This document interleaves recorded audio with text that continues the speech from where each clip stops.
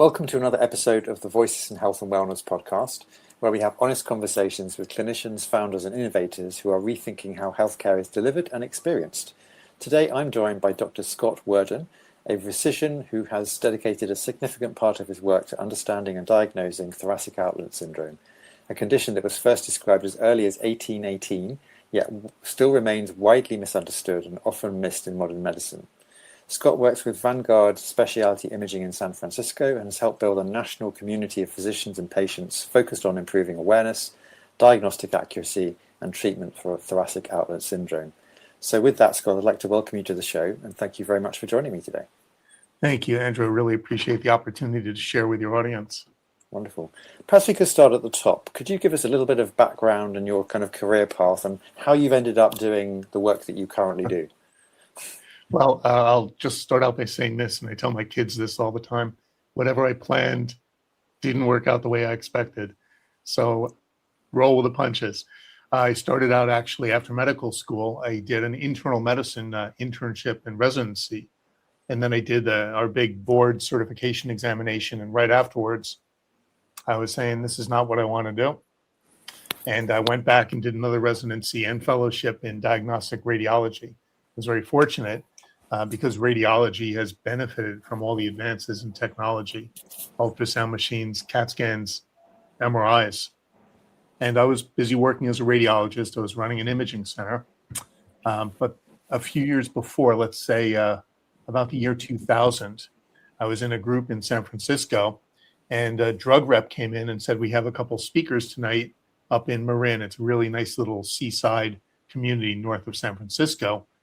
And I wasn't that interested. I didn't pay attention until he said free dinner. So I went and I watched a talk by Dr. Tracy Newkirk.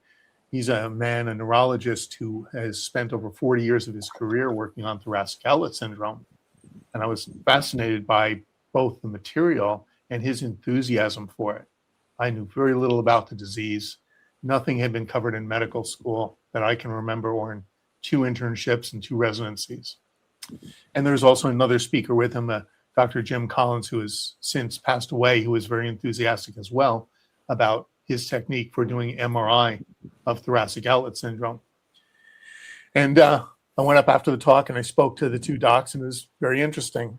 I tried to institute this kind of imaging and work something up myself at my group at the time, but they just really thought it was interfering with making money and getting the work done. About 2 years later, I got a big packet in the mail. I was running an imaging center, and it was a legal case that Dr. Newkirk, the neurologist, had been involved in. And the defense had hired a doctor who said that thoracic outlet syndrome, TOS, didn't even exist. And the judge said, I can't make head nor tails of this. Let's get a third party. And nobody could think of a third party except Dr. Newkirk, to his credit, remembered me chatting with him after dinner 2 years prior. So I got the case, I helped with the case, and then I said, we've got this great tool, MRI, that can show everything if you know how to use it. And I said, I'm going to apply myself. I'm going to figure out a way to image this disease. And that was an inflection point in my life, because a huge chunk of my life is now occupied with the disease. Thank you. Really, really interesting background. So, Scott, tell when somebody finally reaches you with thoracic outlet syndrome, what have they usually been through already? And actually, you probably better talk a little bit about what thoracic outlet syndrome is for those who are uninitiated. Great.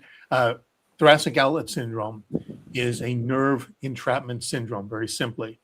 But the nerves that it involves are the brachial plexus. This is on each side of your neck. You have this cluster of 5 nerves that comes out from the spine. It forms a branching network with all these little branches coming off and big branches forming, called a plexus. It's the second largest plexus in the human body. And it goes through a very complicated transition from the neck over the chest, down the armpit, the medial side of the arm. And along the way, it has to pass through several tunnels, along with a large artery and a large vein.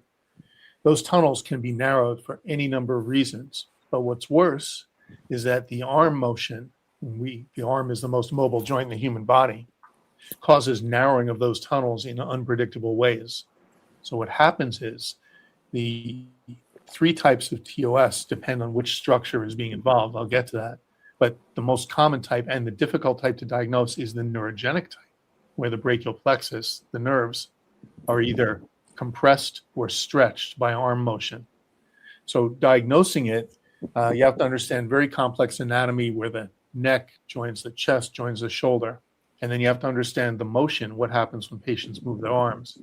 And then you better be prepared because there's a huge amount of anatomic variation between people at this spot. So thoracic outlet syndrome is simply compression or tension of those nerve roots. Okay? Now, rarely, I'll just add in, the artery can be compressed or the vein can be compressed, but those are 5% or less of cases, and they're easy to diagnose. We don't do that. We take the difficult cases. How do patients get to us?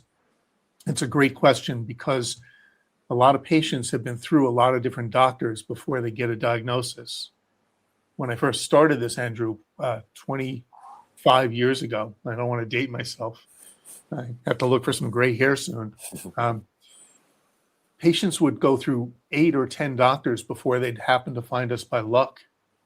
And they were miserable because after they'd see their first 3 or 4 doctors, as you can imagine, the next doc would say, well, this patient's seeking drugs for their pain, or there's some other secondary cause, or they have depression or a psychiatric disease, because there was no test that showed the disease, and very few doctors knew much about it, honestly.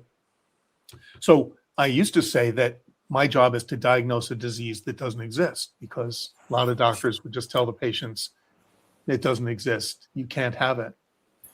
Now, since then, we have been not as to a greater degree as you, but we've worked hard on raising awareness for this disease that we believe in.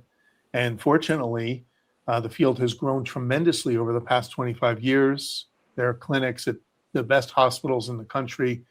We know some great specialists scattered around the country. And when patients come to us now, we try to get them to one of these specialists and let the specialist make the best guess whether the patient has TOS, and then consider our advanced imaging.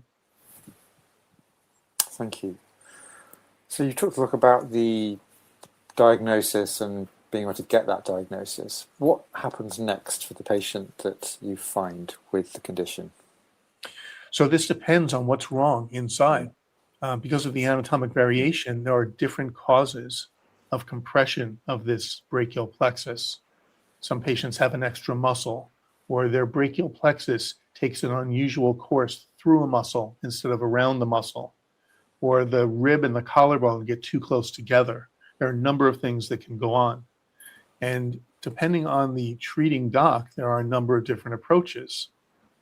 Docs, when they see these patients, they do specialized provocative tests by moving the arms and neck into certain positions. It's not part of a standard neurologic examination, which explains why docs in the past may have said, I don't see TOS. Standard neurologic exam doesn't show it. But if you do these specialized provocative tests, you can start to ferret this out. None of those clinical tests of moving the arms and having the patient do maneuvers is great by itself. When you combine them, they're a little bit better. None of them shows you what the anatomic cause is. So we work together with the clinicians once we figure out what the anatomic cause is. Now, during that process, something that's become more used over the past 10 years or so are these selective injections.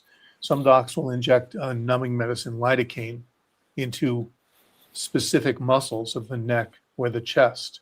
And if you do that, some patients have a significant decrease in their pain, numbness, tingling, all their symptoms. In the 70s, when this was first done in LA, it was done kind of crudely using electromyographic needle. And they didn't observe it under ultrasound as is commonly done today. And so the fluid could leak out. And if it went around the brachial plexus, it would just numb up the nerves. It wouldn't accomplish anything because any nerve will go numb if you put lidocaine around it. Mm. But they decided at the time that the patients that responded to that injection would go to surgery. And they had what is now known as a typical success rate. I can discuss those numbers in a bit. Unfortunately, it wasn't a controlled study. They didn't compare patients with a negative block that didn't respond and went to surgery. But to this day, people have experimented quite a bit using anesthetics, steroids, Botox for a longer acting effect, injecting these various muscles and trying to find the muscle or the muscles that contribute to this pain condition. So we're still learning about that. Some docs will do electrophysiologic studies, an EMG and nerve conduction velocity as part of the diagnosis.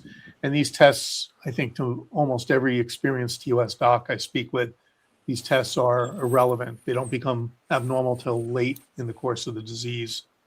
And by that point, you have motor nerve involvement, and nobody wants to wait for that because that's much harder to recover from. So I would say the clinical tests are enough for some doctors.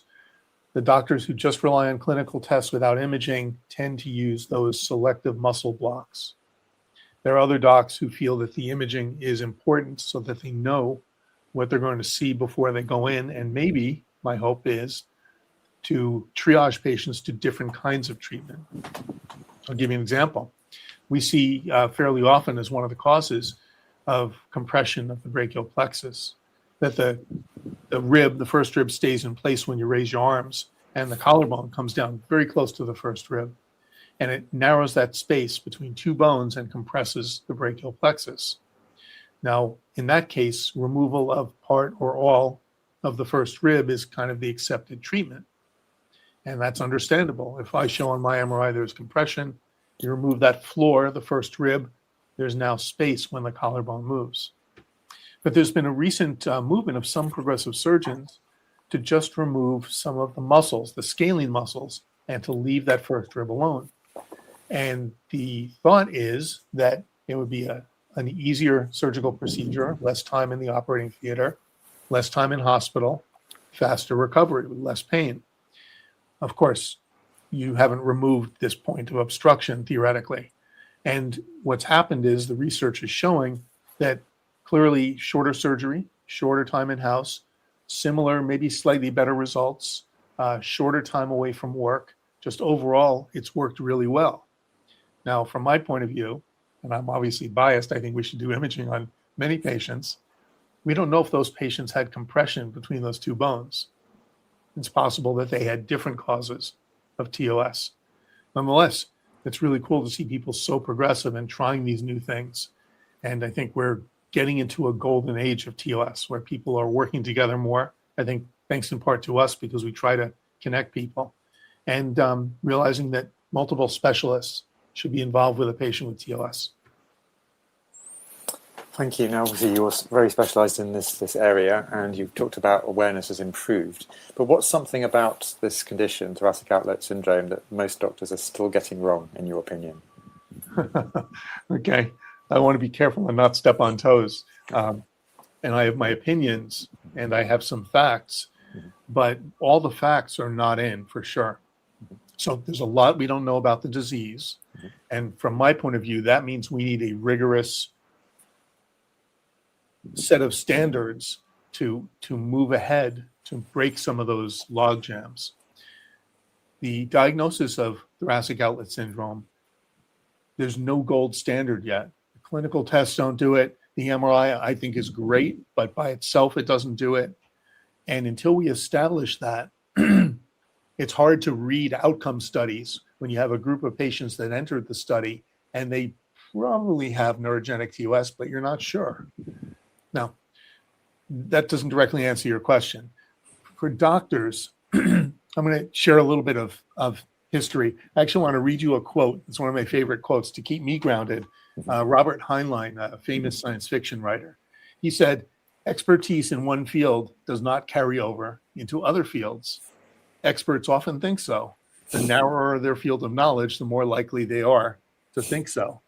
So we get a lot of docs who don't know anything about imaging who will ignore what I do. They don't need it, even though they don't know it. And it's a valuable tool. MRI, there's no radiation, shows tremendous amounts of data.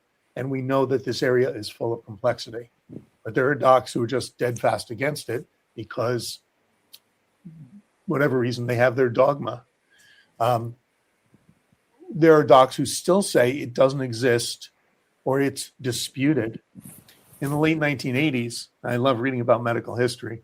There was a guy at the Cleveland Clinic, a neurologist who was very well respected, named Asa Wilborn. And he specialized in doing these EMG nerve conduction velocity tests. As I mentioned briefly before, those tests are often negative in TOS. They're not helpful really in any way. If they confirm it, you probably already have other data. And if they're negative, you probably still think the patient has TOS. But Dr. Wilborn said that instead of 3 types of TOS, arterial, venous, and neurogenic, I'm finding a lot of the neurogenic patients have complaints that there are too many territories and there's nothing I can measure specifically. And the EMG that I do is negative and they don't have muscle atrophy in their hands. So I'm going to create a category for those people, which is most of people with TOS. I'm going to call it disputed neurogenic TOS. Now that's a pejorative word. That's like, yeah, you're trying to force this on me. It's not an objective word in science. It's not EMG negative neurogenic TOS. It's disputed. Like there's an argument about it created by one man. At the same time, a surgeon in Colorado, in Denver, named David Roos, was doing very well and was being successful with patients with this disease. And he was finding a series of anatomic bands and variation at the junction between the neck and the chest, and he would remove those, and his patients did well. Well, the two of them got into a really interesting argument in the literature. There was one article by David Roos saying neurogenic TOS is underdiagnosed, and in the same article, same journal, there was an article by Dr. Wilborn saying TOS is overdiagnosed, and they argued back and forth. And, it wasn't scientific really, and it didn't open the door for further discussion or consideration. So for many years that I've been in this, neurologists in particular would say, oh my God, TOS, like it was, what's the QAnon? That's how they would label it. And that does not allow them to view a patient objectively, in my opinion. Besides the fact, it ignores tons of data. There's medical literature out there, as you pointed out, since 1818, Sir Astley Cooper wrote that first paper, but there's tons of literature. I have in my collection like 2,500 papers, which I'm still trying to digest and read through many of them. And there's no argument that this disease exists. We don't fully understand it. That doesn't make a whit of difference to the disease process. It goes on the way it goes on, whether we understand it or not. So our job is to understand it. So there are docs who, excuse me, they will turn patients away from the idea or turn patients away from their practice.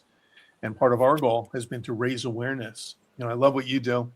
We have a live stream we do every few weeks, and we try to bring on guests who are, like you, educated and open-minded and progressive. And partly, we want people just to know the term. Fortunately, what's happened recently is a lot of major athletes have been diagnosed with thoracic outlet syndrome. So forget science, basketball, baseball, football, those are the important things to people. So Victor Wembanyama, an amazing young basketball player, was diagnosed. Before him, Markel Fultz. There have been several baseball pitchers. I could run through names, but one in particular was Steven Strasburg. He was a phenomenon. He was a once-in-a-decade pitcher, World Series MVP. And he had a sad and unfortunate course of potentially TOS. So what we do is when we read about these people being diagnosed, we will write about them and try to help people understand why it's important for the athlete, what the causes are. And it's really helped, I think, raise awareness in general. Thank you. Perhaps an obvious question, but with all this sort of conjecture and disagreement and argument, what are the bottom line consequences for patients? Yeah, that boils it down to how do we help patients get over this, get through this. I think patients now with TOS, as I think about your question, I think they're very lucky now. I know it's hard to say that for someone who has a disease that really affects their lifestyle, but they're now young doctors coming out of training, seeing a little bit more or maybe a moderate amount more of TOS than they ever did. I don't know about you. Did you learn about TOS in medical school? Probably for about 5 minutes. Okay. I've spent 25 years, so you're faster than me. Yeah, I think there are surgeons coming out with more experience now. You don't see more neurologists. Maybe that'll change later. Let me read you another quote that I pulled out. Excuse me. I'm really into paradigms. You know, the same set of facts viewed by two different people can have two different outcomes. Thomas Kuhn wrote The Paradigm Shift. And I remember I was in a coffee shop once chatting with someone next to me. I didn't know about that. And a third guy piped in and he said, you know, you don't change anybody's mind. They just retire or they die. And that's when the paradigm shifts. And I just found this quote recently by Max Planck, famous physicist. He said, science advances one funeral at a time, which I think is so true. Some of these people hold this dogma so tight. There's a surgeon I know, vastly experienced surgeon, TOS, really nice man, cares about his patients. Perfect. He and I were on a steering committee of a nationwide research protocol that was being submitted to the NIH. And we're trying to figure out how to set this up to include all the possible tools that could diagnose TOS. And nobody wanted imaging outside of an X-ray. Now, it was all surgeons and one radiologist. And so, of course, my one vote didn't carry any weight. But this really nice man, this surgeon would argue with me on the phone in front of everybody else. And I would bring up things like, look, you're a surgeon, you're altering or removing tissue. Are you telling me there's magical tissue that we can't see on MRI that you can see at surgery?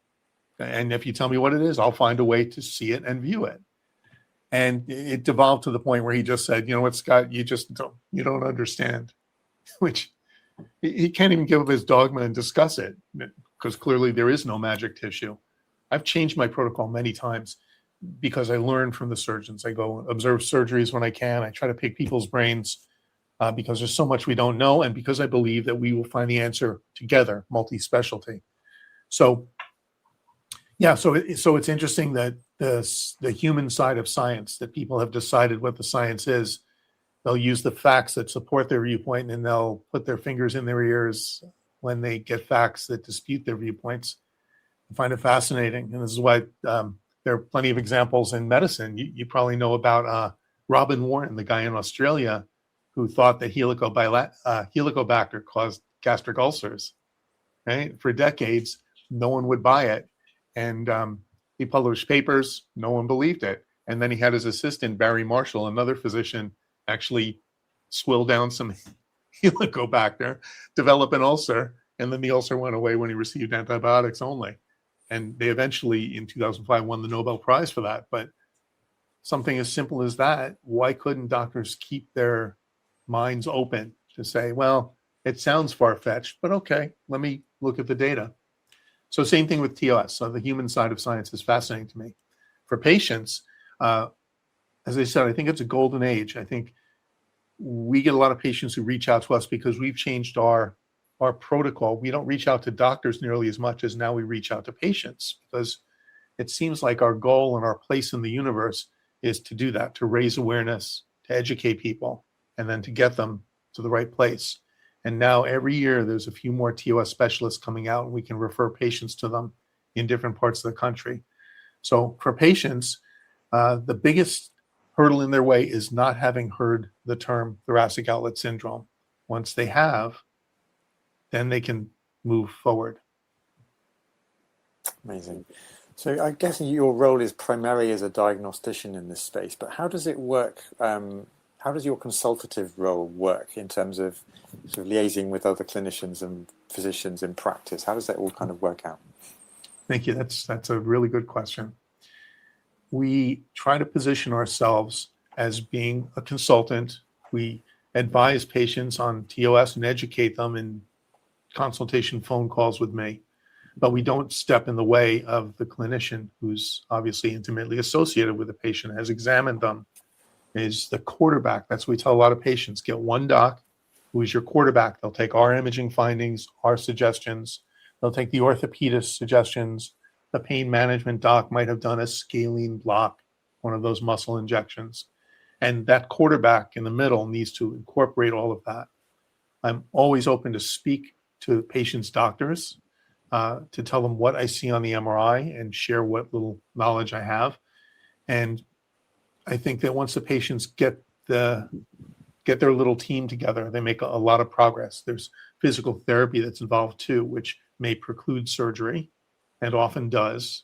And some surgeons are finding physical therapy quite helpful after surgery if the patient does go. I will add in a couple of points here. The success rate of the surgery is usually measured like with a visual analog scale or similar pain scale for patients. At about 6 months after surgery, about 85% of patients feel good to very good. But at 2 years, it's about 70%. So there's 30% of patients that don't get better. 30%. We can definitely do better than that, partly through earlier diagnosis, which is now being shown. Shorter time between diagnosis and surgery has a better outcome. But also, in the past, they've always written down that only 10% of patients go to surgery.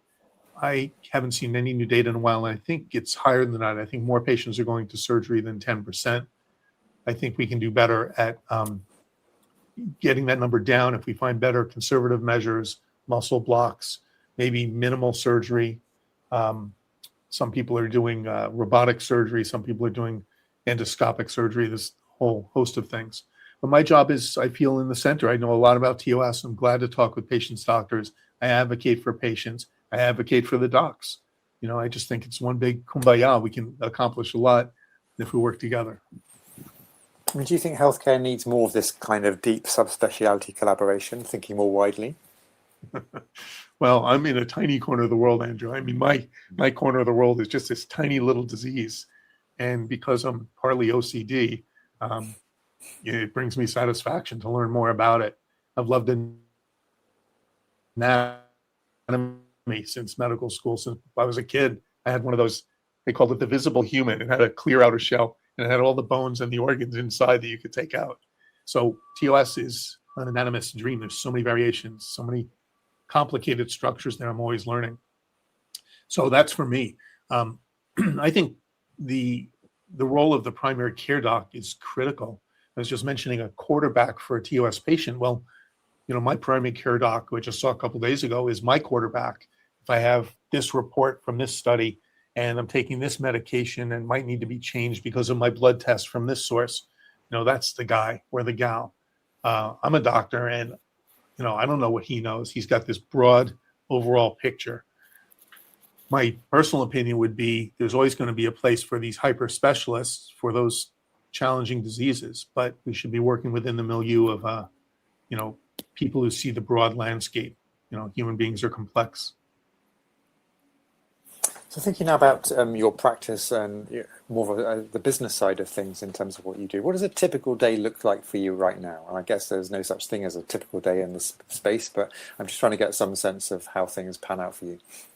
Well, if I'm lucky, I get to do a podcast, spreading the word. And thank you for that opportunity. It's really, I'll just remind people, your podcast is great.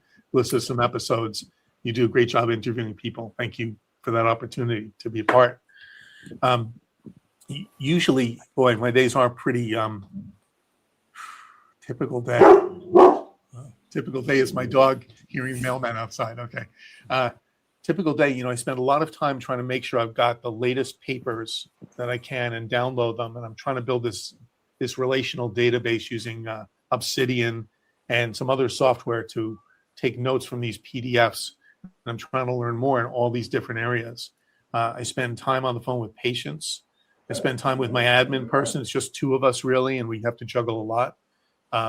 When I have studies to read, and I don't read that many studies, it's a couple a week, but those take me a couple hours to read through each one, generate a report, get it back to the doctor. I think the best parts of my job are interviewing patients.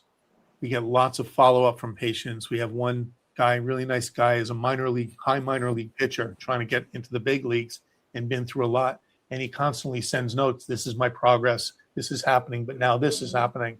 And so I feel like, number one, it's great that we're making progress with a guy with a challenging condition. Number two, I'm learning some more from hearing what his other doctors have done. And number three, I've got to solve some problems myself, so I have to research.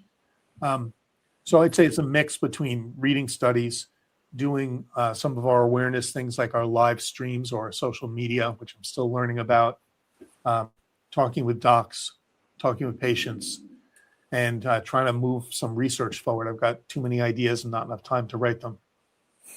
Got it. So which of the challenges or bottlenecks are the most impactful right now? I mean, I think you've alluded to a few things, but what are the things that really get in the way for you?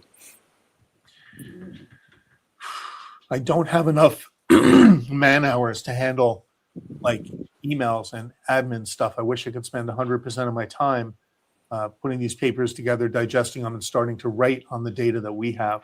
I think I've got a lot of data that I want to get out to the world. You know, in an academic setting, you get paid if you get grants, and you're paid for your time to do that, and I'm not. So keeping the business afloat is harder than I thought, and it's a labor of love instead of buying a sailboat, I guess. I put my money into this, which brings me more pleasure. Yeah, I need more time. I need a longer day. I love doing what I'm doing. I could spend 25 hours a day doing it. Bottleneck. Yeah, we've got plenty of tools nowadays with computers and stuff, so we can do amazing things. It's really time and man hours. So thinking about the next sort of 6 to 12 months, what are your plans for what you do over the next year or so? Is anything on the cards? I didn't expect that kind of question. Let's see. You know, because I'm busy day to day, live never a typical day. I don't think that far ahead. We are trying to plan a couple of things. I don't really want to go into detail about spreading our word more using social media and getting my face out there. We are trying to get in closer with some high-level athletes. You know, it's a very closed community. One of the people who came to me, who is a professional athlete, said he had two choices of surgeons, and he didn't like either one. I said, well, I've got tons of other surgeons I can refer you to. You can check their website, talk to them. They have different approaches. He said, no, in my field, all the athletes are expected to go to one of these two surgeons.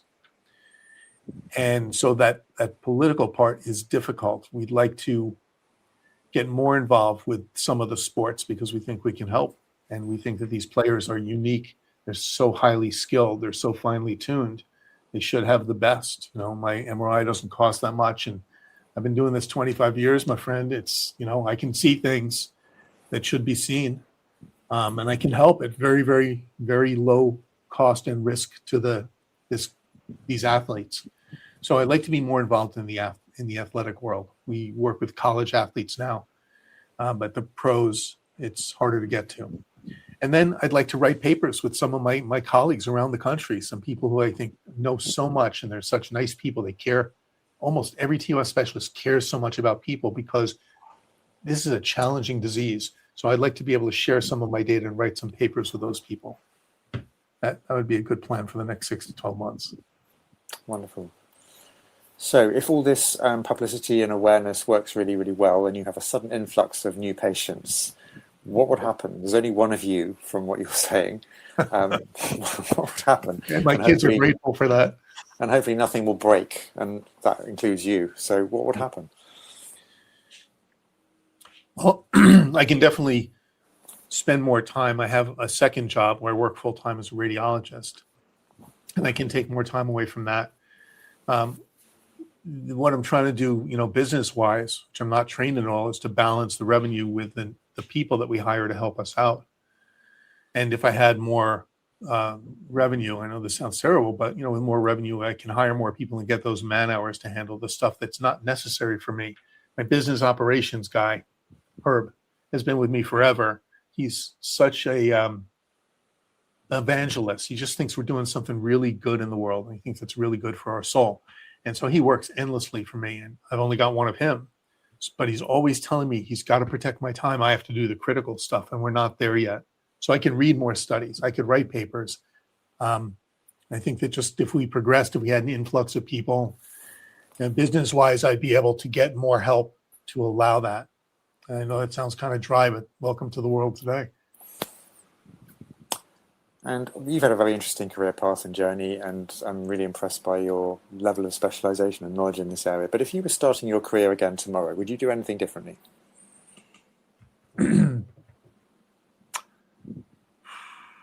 Internal medicine training was valuable because the clinical skills to understand the physical exam and how you work up a patient was valuable. But I probably would have done it 1 year instead of the full 3 years.